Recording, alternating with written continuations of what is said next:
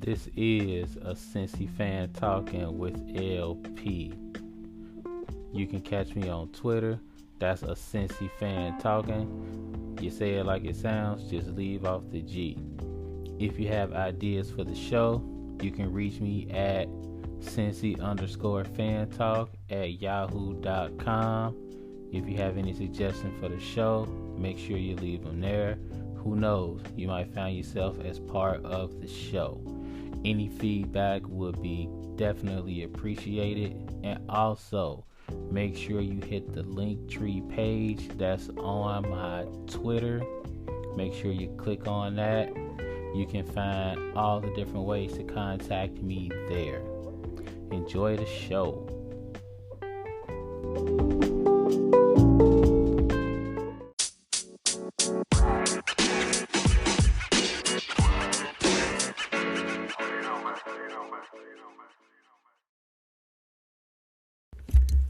What's up? What's up? What's up? What's going on, y'all out there in podcast land?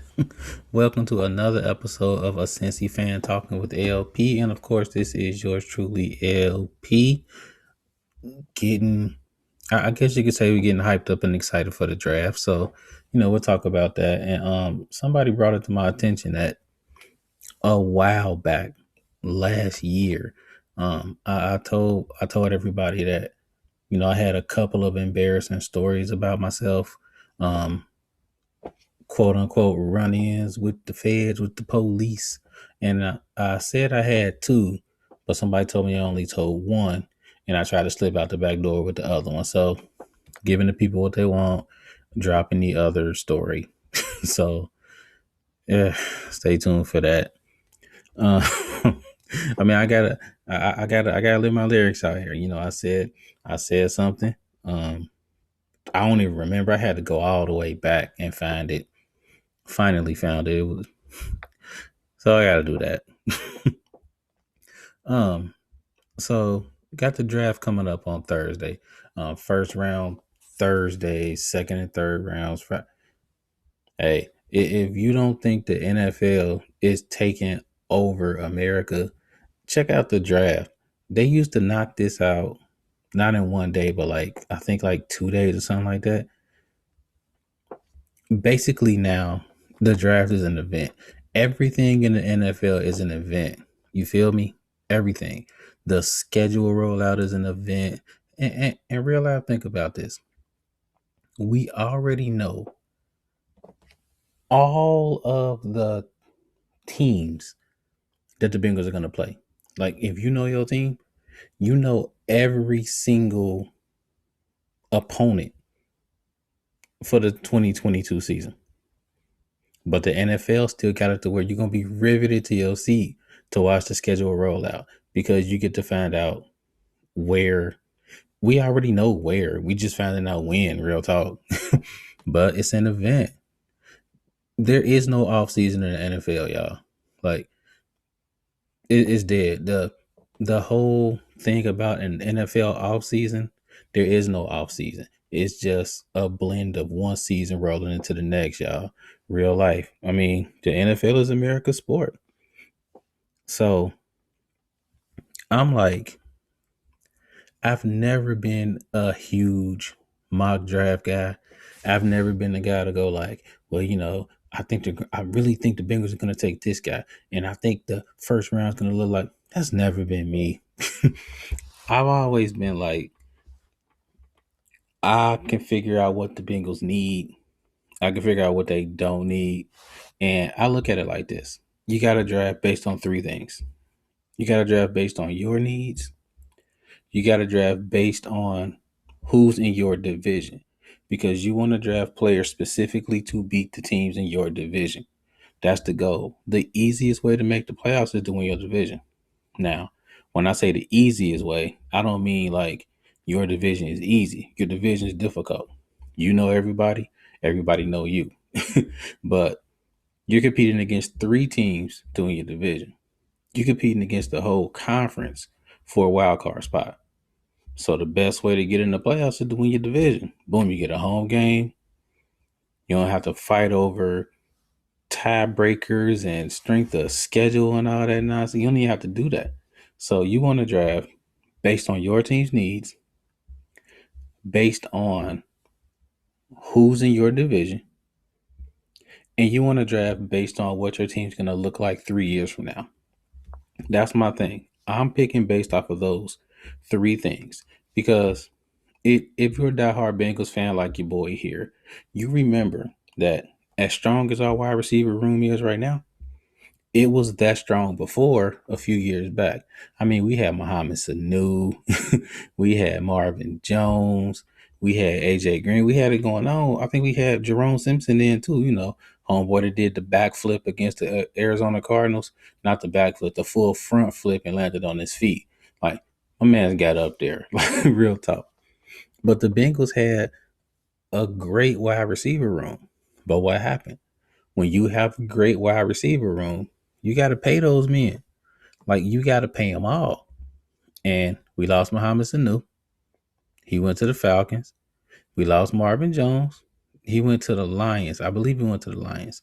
And just like that, no depth in the wide receiver room because this whole salary cap thing is it will break your team. And it's not because people are greedy.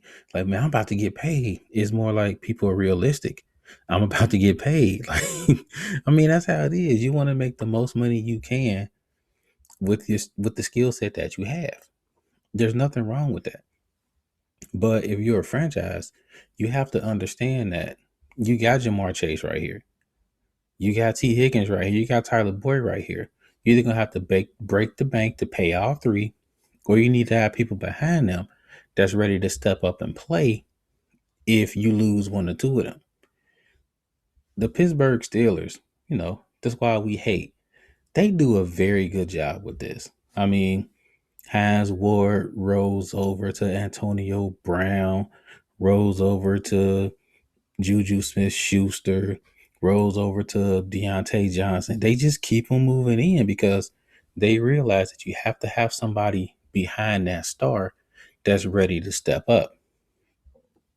The Steelers have been doing this for decades, is what they do. Hopefully the Bengals will follow suit. So I say all that to say this. LP finally did what he never thought he would do. He did a mock draft. Like I real life broke out the phone, went to pff.com, Pro Football Focus, and did a mock draft. It was surprisingly easy. I mean, me, very little knowledge on doing mock drafts. All I did was pick the team I wanted to do the draft for, the Bengals. Set it for how fast I wanted to move through, or I get to stare at each pick. Nobody got time for that. So I did the mock draft the first time and I had my mind set. I'm like, it would be very nice to have depth on the offensive line. It would be really nice if we get a starter at center. So I'm like, the guy from Iowa, Tyler Linderbaum, I believe.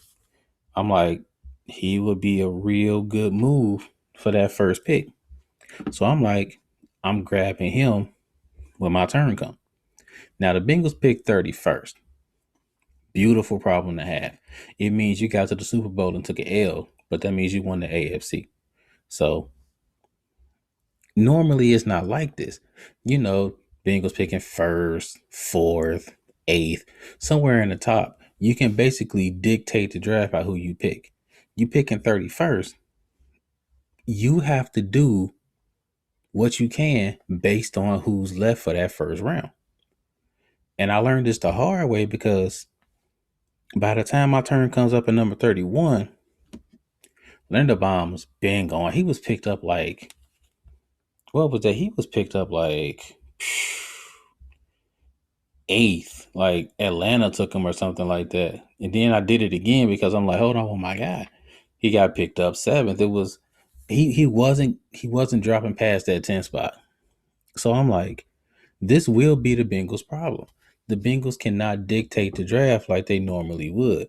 It's more like the Bengals are going to have 5 or 6 choices that they're okay with. That's just how it's going to have to be because You're not going to get that upper echelon type player. It's not going to happen. My backup was to get a solid cornerback. I'm looking at Kyer Elam. I'm looking at Andrew Booth Jr. Solid cornerbacks that I thought would be there. Nope, they're gone too.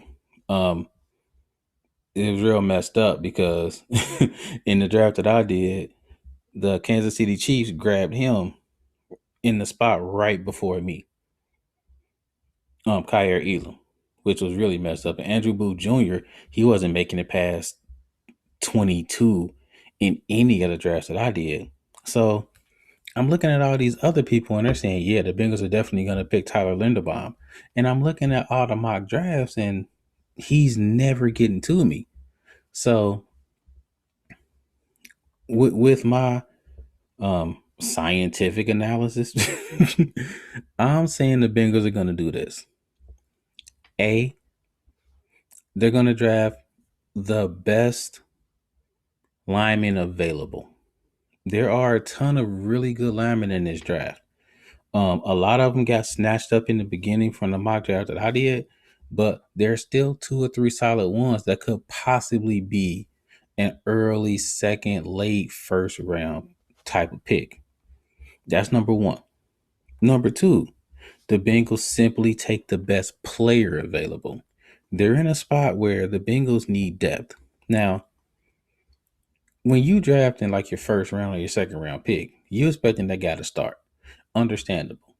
But at the same time, you're also in a spot to where you can pick the best player available and you're still okay because you're extending the depth in your on your team for whatever spot that you took. So I would not be surprised if the Bengals snatched up a wide receiver, like I said in the beginning, or definitely an edge rusher or somebody like that. Because I mean, let's be honest. The Bengals don't blitz.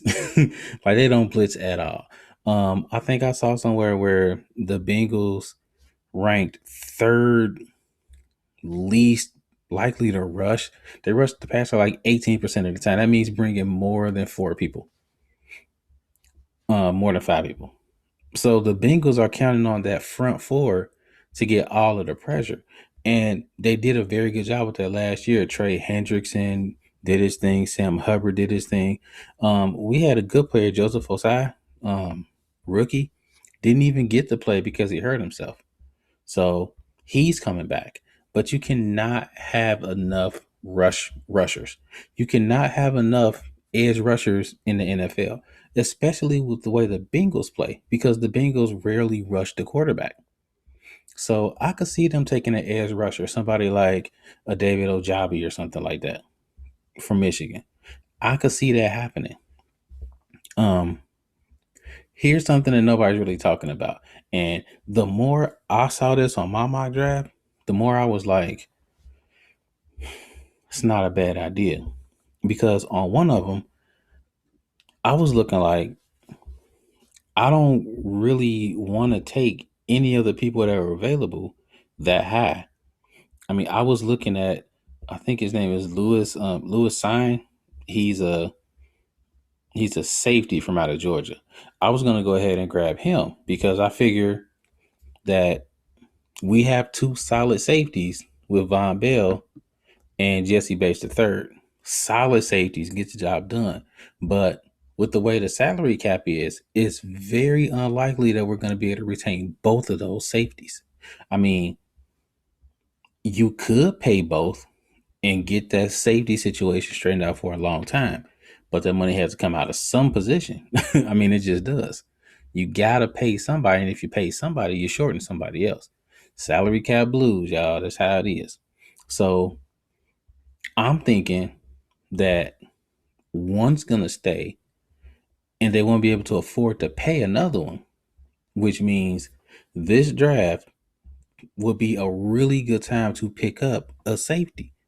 You know, they can learn the ropes, get some run, get some PT, and then step up next year, fill that void. So that's why I was thinking maybe get a safety.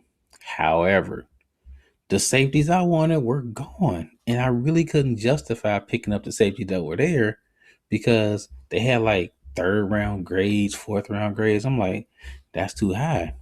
So I'm like, maybe I should just trade the pick. And I was able to trade the 31st pick and trade with the Giants for the 36th pick. And I got a nice little package. I got their second round pick, I got their fourth round pick, and I got their seventh round pick. I'm like, for me moving down 5 spots, that ain't bad. Still got to take a safety, and then had extra picks to kind of build the depth of and get some, competition in the room. So do not be surprised if you see the Bengals just trade the pick. It depends on how far they will move down. If they move down too far in the second round, what's the point? But if you're moving down like 3, 4 spots, you're pretty much going to get the person that you want anyway. I mean, you just are. And then you can get extra second round picks, and then you can bolster that. You can bolster the whole team up. You can get that depth that you want. And if you lose somebody, because let's face it, we're talking the NFL, we're talking the National Football League. Your 53 players, somebody's getting hurt. You want to have depth on your team so that somebody else can step up and give you solid quality play. The only position where you really don't have to worry about a backup is quarterback. And I say that for every team. And we got Joe, and that's what hey, Joe is that deal. And a lot of other people, a lot of other teams have great quarterbacks. But let's be real. You lose your starting quarterback. Nobody in the league is going to have a backup quarterback that's even close to comparable to the starting quarterback. So you're going to have a great team around the QB, because you're not planning for a quarterback to go down. Like, you're not drafting the best QB to be like, oh, okay, so we lose him, we got a backup quarterback that's great. No, you're not doing that. Your backup QB is there to be decent and hold things down until the starting QB gets back. The other pieces around the QB, those pieces can be as good or maybe just a little bit worse. You can afford to do that. So drafting for depth in all the other spots, really smart idea. So break it down for you, just in case you didn't catch it, because this is my first time doing this whole mock draft thing. I found it pretty interesting though. I mean, I won't lie. This probably won't be something that I'll like spaz out about and do like 9 mock drafts. Like, like that's not really me. Like, kudos to all of y'all to kind of get that done, because I found it interesting. But I did 4 because I could simply just push a couple buttons and go like, okay, okay. But I couldn't do more than that. So from my 4 mock drafts, here's what I would do if I'm the Bengal squad.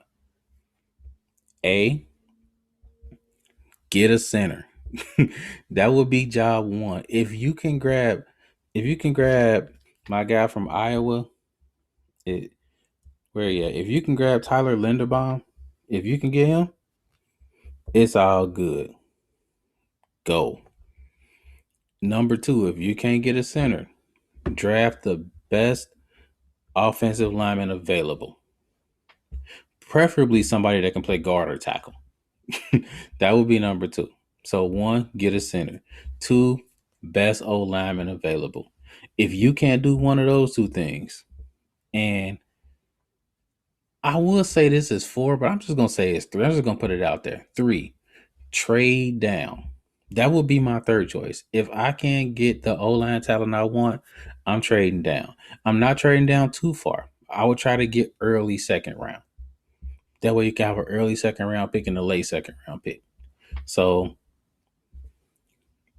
center, best O lineman available, trade the pick, or you can go the 4th route and just get the best player available. Those would be the 4 ways I would go. You want that center, because the way that the offensive line is structured right now, they went from not a good, and we can be honest, we can be real, we can say that the offensive line was not good last year. Joe's not gonna say that. You're not gonna hear Burrow say that, nor should you. Like you really want your QB calling you trash? Like, be for real. But they could have done a lot better, and that's putting it nicely. I think they would say that. We could have did our job better. So they straightened up the offensive line a lot with the people they picked up in the offseason so far. They get that center spot straightened up, good as gold right there. You can always get another offensive lineman, boost that depth up a little bit, just in case somebody gets hurt. Or trade the pick. Like, the more I think about it, the more I'm like, man, it would not be bad if they traded that pick. It really wouldn't be. Because what you do is you get more picks. And with more picks comes more chances to get a great player. I mean, real talk, y'all. I'm just going to be real with y'all. Even if you're not a football fan, I think you can relate to this right here. We have no clue how well these players are going to play in the NFL. You pick somebody with your first pick, you don't know if they're going to hit. You'll mess around and get a fourth round draft pick that plays better than the first round draft pick you got. You don't know. So what you want to do is, if you can, get yourself as many picks as you can. I mean, it's basically like the lottery for real. The more picks you have, the better chance you have to hit. And usually the higher up the picks are, the better chance you have to hit. But none of this is really scientific. It's just like life for real. You do the research, you do all the right things, and then you put it out there and you hope you're right. Real talk, that's really what it is. You're hoping that everything that you're doing leads to a good pick. Now, some choices are better than others. You'll have some people, they look like they're ready to go because they showed you this in college. So you feel a little bit better about those choices than you do with others. That's why you have some people that are high picks and some people that are low picks.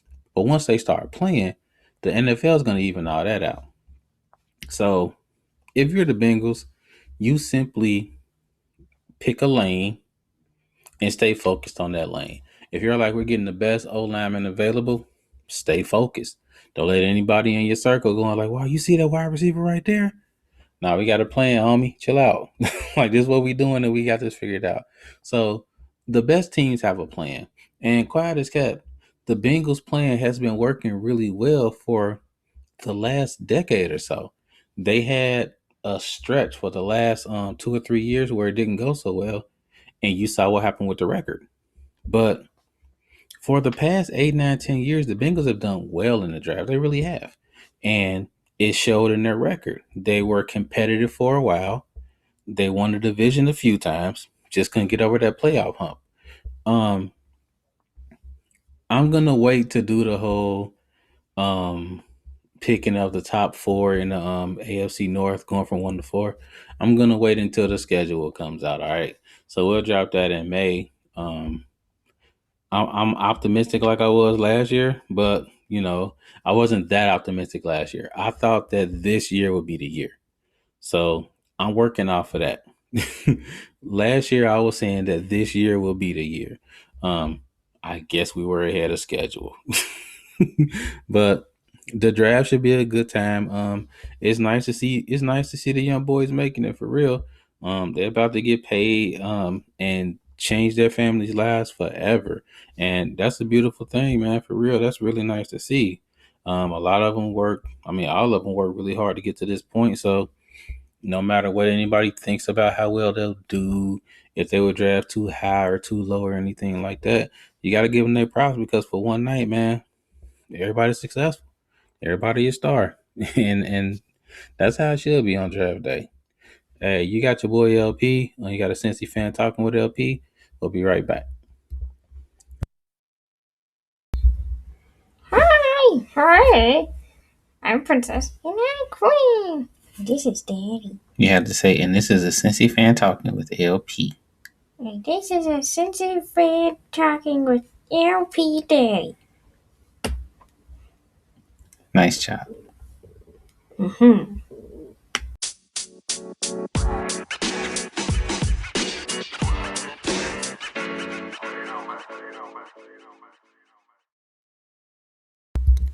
What's up? What's up? We are back. We are back. Episode 103. Y'all always wanted to say that. Like since episode 20, I've been waiting to say episode 103. 103. Hey. Hey, I've been wanting to do my Jeezy for a minute, man. I had to get that off. Um, Speaking of snow, um, apologies to anybody out there that's been having to mute me on Twitter because I just been going in on my snowfall tweets, just live tweeting the mess out of it for the past. Oh, watch out now! just going off on the whole live tweeting thing with snowfall for the last like 10 weeks. Um, that's my show, man. Like it really is. It's definitely one of the best shows out there. They did the season finale on last Wednesday. Um, I waited to kind of talk about the show until now because it was going on like a weird track. Um, at first I was really thinking that they were kind of straying away from what John Singleton was doing with the first two seasons. You know, when he unfortunately passed, you know, a lot of people had questions like, where would the show go from here? Would it still take the same train of thought or whatever? And a lot of people have been like, you know, it just don't look the same, like it's falling off. And I ain't gonna hold y'all up. Like I kind of thought the same thing. I was thinking along those lines. I didn't really want to put it out there. I just wanted to wait till the whole season kind of wrapped up because I mean they had tigers popping out in the first couple episodes. Like, where we getting tigers from, y'all? Like, what's popping? Like it was crazy how it happened. It was really good TV, but I started wondering like, are we just getting good TV because there's nothing wrong with that, or are they really trying to tell a story about the crack cocaine epidemic in the 80s and what it did to neighborhoods and families and all of that? And with the last three episodes, they showed exactly where they were going with it. And me personally, and I can only speak for myself, I really do think that if you watch from the first episode to now, you can see that vision that John Singleton had. You really can.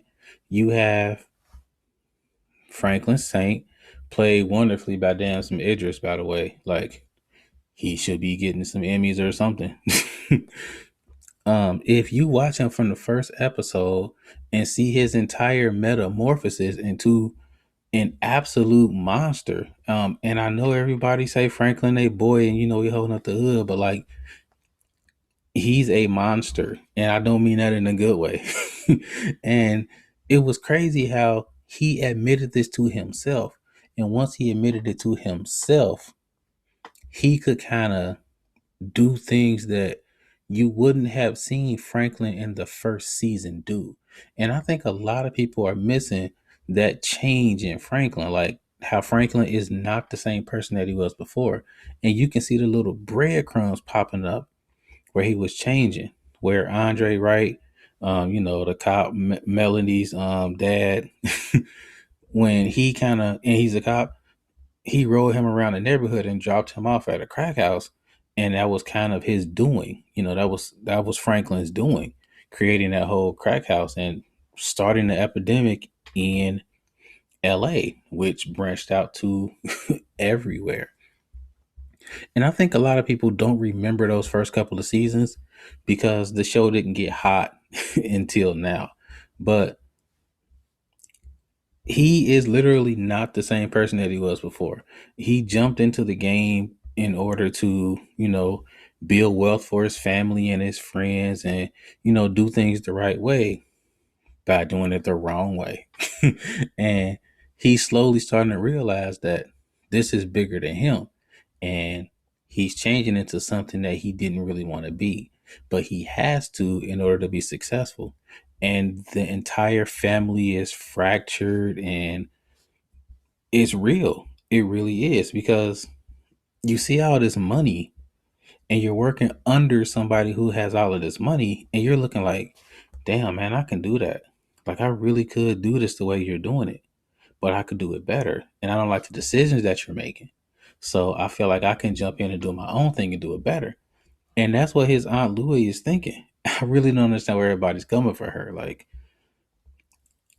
people have done this same thing, but they've done it legally in their jobs. They decided to move to a different job because they were like, I can do what you're doing and I can do it better. So they went somewhere else, got a different position, and now they're making a lot more money. But there was no growth where they were at before. Like, there was no way they could grow because somebody's right there and they're bumping their head against that ceiling. That's basically the description of Louis. I think because she's a woman, people look at her a little differently. Like, she's supposed to be loyal and she's supposed to never leave. I think if she was a guy in this, a lot of people would be like, yeah, it's time for somebody else to take over. She spoke to that in the show. She has to move differently. She has to be more aggressive because she's a woman, and in the game that they're in, that's absolutely true. So I don't really knock her for it. I think her character makes some really bad choices, but Franklin did too. So I really think that season 6 will be an amazing season. Um, a lot of crazy stuff has happened. I definitely plan on watching it from season 1, episode 1, to kind of catch myself up and see that change for myself. Because now that we have 5 seasons, you can kind of juxtapose Franklin in the very beginning, that kind of sort of innocent kid, but he was smarter than he looked, to where he is now, to where you can see how smart he is. And now you can see, the demon side kind of unleashed in him. But as far as I think that if John Singleton watched this show now, he would see a whole lot of his ideas in this. And I don't think people are giving the show credit for how they're taking that vision and they're putting it out there. And they're like, this is the game. This is what it did to this city. And it didn't get contained to this one city. It expanded, and we saw it here in Cincinnati. My dad's from Cleveland, and I visited Cleveland many summers, and I saw it up there. Pretty much especially a Rust Belt city, like, you'll see it because there's the lack of jobs, and you know factories shut down, and there wasn't really a way to make dough. And in the 80s, this was the best way, and it turned out to be the worst way for the neighborhoods that we lived in. So I mean, honestly, I think it's a true depiction of what you saw around here. So I'm definitely tuned in for season 6. Um, so if you follow me on Twitter, you can stop muting me on Wednesdays. You can still mute me on Fridays from 9 to 11 because I'm still on my New York undercover. So you can do that. Before I roll out, I I gotta get the people what they want. I'll go ahead and set the scene again because this was in the backdrop of all of the police nonsense that was happening before, and I was making a point that you know us as black people, we understand the fact that there are a lot of police officers that do their job and they do it well, and they're here to protect and serve. And our point is simply, you have a very small percentage of folks that are doing it completely wrong, and people have their eyes closed to them. And they think just because they have a gun and badge, they're here for you and they're above wrong. And we're like, that's not the case in any job. I've known a ton of great teachers. I've known a very, very small percentage of bad teachers, but those bad teachers make a lot of good teachers look bad. Same with the police department, same with accountants. You pick a profession. We'll get into the mechanic stuff next week because I got a bone to pick with the mechanic folks that I went to. I mean, this was a mess. I still need a week to calm down. It was absolutely ridiculous. Whew. All right, let me breathe. Let me hit my woo side real quick. All right. So we back. Um, and what I basically said was, I was like, I've never been in jail. I've been blessed to never be, locked up. Knock on wood or whatever. But I've been arrested twice. Um, when I got arrested twice, it was before I turned 21, and it ended up with me not going to jail. Like, I just ended up going out of the handcuffs and getting home twice. The first time I talked about a long time ago, to give you the really, really brief story. I went out with some friends, and these idiots started deciding to like try to break in the parking meters. Like, I'm just kind of staring at them like, you idiots. Like, you're looking for pennies, and you're gonna get quarters and nickels and dimes. No, these are real big ones where they put dollars in. I'm like, you idiots. And as I'm telling people that they're idiots, the police come, because we're downtown. The police come, and I look around and everybody's completely gone. And I'm just standing there like, damn, I'm the idiot. So, and I'm like 14 at the time. So they put me in the handcuffs. They asked me what I was doing. And I just told the truth. Like, I was out with some friends and they did something dumb. And yeah, I'm just standing here now. So, they asked me where I lived and everything. They took me home. And when I got home, I wished I would have got locked up, because my mom and my aunt beat the crap out of me. So that was fun. The second time happened where when I was, let me carry the one. Yeah, I was about to be 19 years old. So I'll set the scene for you. You know, we're in the Walnut Hills area of Cincinnati. So my cousin and I'm coming home. I'm home from college for a winter break, and my cousin and I, we're like, let's head up to our older cousin's party. He stays way out in the suburbs. My aunt lets me grab the car, so I'm putting gas in the car, and then I pull off. And honest to God, this is really what happened. I hop in the car and I joke with my cousin, like, I've been robbing banks in Columbus, right? He looking at me like, all right, man, LP, chill out. I'm just telling you, man, if we get pulled over, just let me do the talking, because, I've been robbing banks, I got to get my money because I'm broke. He's laughing. He thinks it's a game. I'm like, yeah, I'm messing around. Woo, woo, woo. I'm like, damn, did I call him? Like, did I just call the police on myself? Did this really happen? And Cuzzo's looking at me. He's like, so LP, you really robbing banks? We're laughing. Ha ha ha ha ha. We're like, this has to be something minor. We're smack dab in the hood, but we're like, we're okay. We don't do illegal things. We're upstanding citizens. It's all good. So police officer comes, knocks on the glass, asks me to roll the window down. Real cool guy. Asks me to roll the window down. He's like, what you guys doing out? Like, we're headed to our cousin's house, New Year's Eve party. He's like, okay, you got your headlights off. I'm like, oh, I just finished pumping gas. I forgot to turn my headlights on. This is now we're talking like 98, like early 99.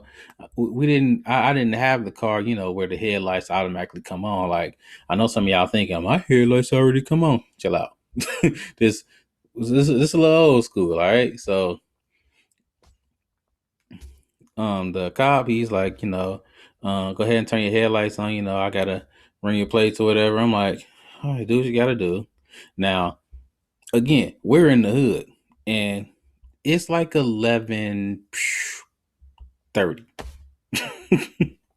It was about 11:30, 11:35. So you can start to hear the gunshots. And in Cincinnati, around New Year's, we always play a game, gunshots or fireworks. Like, never really quite sure in certain areas, but pretty sure it is gunshots. So you can hear them going off, like, not full on 11:55 pop pop pop pop pop. This is like 11:35 pop pop, like that. So we're sitting there waiting for him to run my stuff, and I'm like, I really did rob those. He's like, come on, man. Like, I'm telling my cousin, like, I really did rob those banks. He's like, man, chill out, man. I'm like, I'm just saying, just so you know. So the guy knocks on the door. He's like, asks me my name again, and I'm like, I'm like, that's my middle name. And he's like, can you step out the car? And I just looked at my cousin. He looked at me like, oh, wow. I'm like, what's happening? And he's like, we're going to put you under arrest. You have a warrant out for your arrest. I'm like, heart just drops, like drops all the way down to my socks. And my cousin's looking at me. He's like, just staring. And I'm looking at him like, man, I was joking. Like, I'll chill out. Like, so, they really put the cuffs on me. And I'm really about to sit in the car. And I'm like, I can't go to jail. I'm like, no, no, no. And I just keep asking the cop, I'm like, what did I do? Because I'm like, I'm thinking in my head, like, what did I do? I did steal a couple pencils, but I don't think they lock you up for that. I'm like, I'm just repeatedly asking the cop, can you tell me what I did, sir? He's like, I'll tell you in a second. And I'm like, I waited a couple seconds. I'm like, I'm sorry, can you tell me what I did? He's like, I can tell you in a second. And he's talking to his partner, and I'm like, I'm going to jail. I can't believe this. Like, and I'm panicked at this point. I'm like, I can't see no bars. Like, I can't do it. So I asked him again, like, sir, what did I do? He's like, so we got you with doing an illegal left turn, and we got you with not having a license or registration. And I was like, today, just now, and he's like, no, let me get when this happened. I'm like, I just got my license this summer. I was a late driver to the game. You know how a lot of people get their L's and they're ready to go age 16. And my wife had her license age 16. She was ready to go. I got my license 19 years old. Like, I didn't want to touch a car at first. I'm like, I'm good. So I got my license a little late in the game. So the cop, he's looking to see when I did this, and I'm like, I need to know. Like, I'm like, I don't remember doing this. I would know. So the cop finally goes like, this was in 1991. I just stared at him. I I just looked at him like, and he's looking at me like he doesn't know what's wrong. And sir, I'm like, sir. He's like, yeah. I'm like, I'm 19 years old right now. I'm like, I'm 19. And he looks at me, and then he looks at my license. And then he looks at me, and then he looks at my license again. And I'm like, that's me. I'm 19 years old. And I'm like, I did the math quick for him. I'm like, if that was me that got pulled over in 1991 for doing an illegal left turn and not having my license, I think you would have a little bit more to say to me than that. He's like, yeah, you would have been 11. I'm like, exactly. I'm like, so somebody pulled me over at age 11 and gave me a ticket for doing an illegal left hand turn and not having my license and let me go. I was like, no. I was like, that's not me. I was like, this is not me. I said it like 14 times. Like, it's not me. It's not me. It's not me. It's not me. And the messed up part is, I didn't want to go to jail, but I really, really, really didn't want to hear my mother and my aunt if they had to get me out of jail. I didn't want that conversation. It was like I needed neither one of those. I'm like, it's not me. It's not me. It's not me. And he's like, okay, stay right here. We'll be right back. So I'm standing up in the cuffs, chilling. My cousin's looking at me like, mouthing to me like, what's wrong? What did you do? I'm like, just don't talk to me right now. Like, so they finally get it together and they go like, okay, we're pretty sure this isn't you, but we're gonna have to take you downtown so we can straighten this out. I'm like, but it's not me. And at this point, it was like 11:55, and all you can hear is pop, pop, pop, pop, pop, pop, pop, pop, pop, pop everywhere. Now, if we playing gunshots or fireworks, gunshots is winning over fireworks. These are not fireworks. So the partner cop says to the cop that's arresting me, he's like, it's pretty much not him. We can just let him go because we got a lot more to deal with. So just let him go.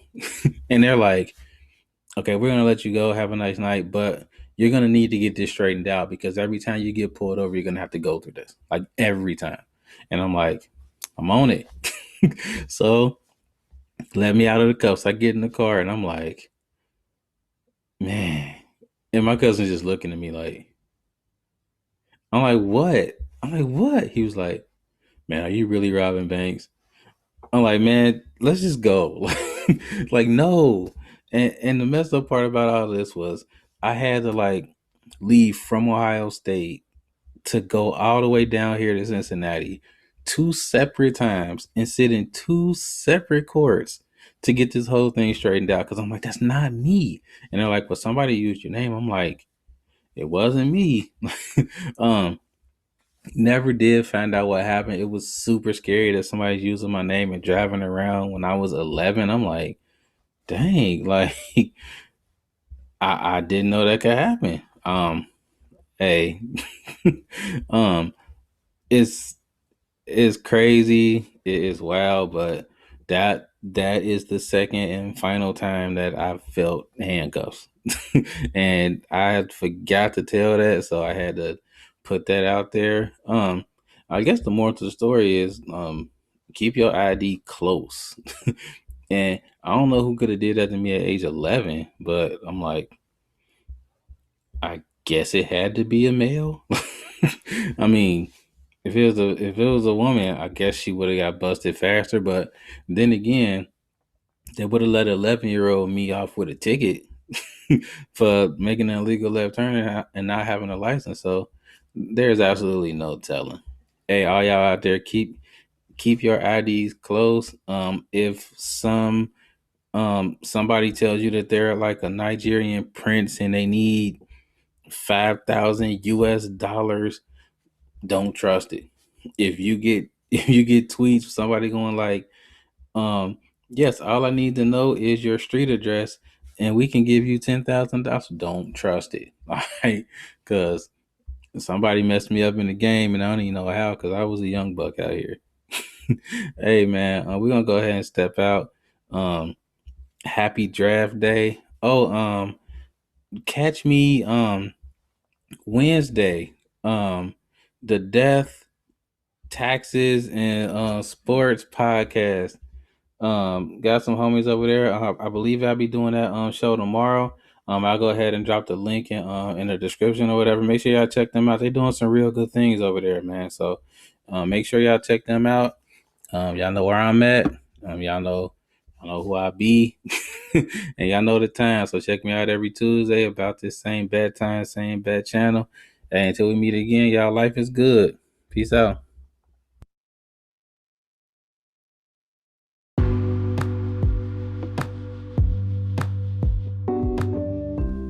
If you're not ready for the conversation to end, I'm not either. Make sure to catch me on Twitter. That's a Cincy fan talking. Leave off the G at the end of it, and we can keep the conversation going. Also, don't be afraid to hit that subscribe button so you can catch the next episodes. The episodes will drop every Tuesday. If there's a change in that, I'll make sure to let you know. Appreciate the support. As always, life is good.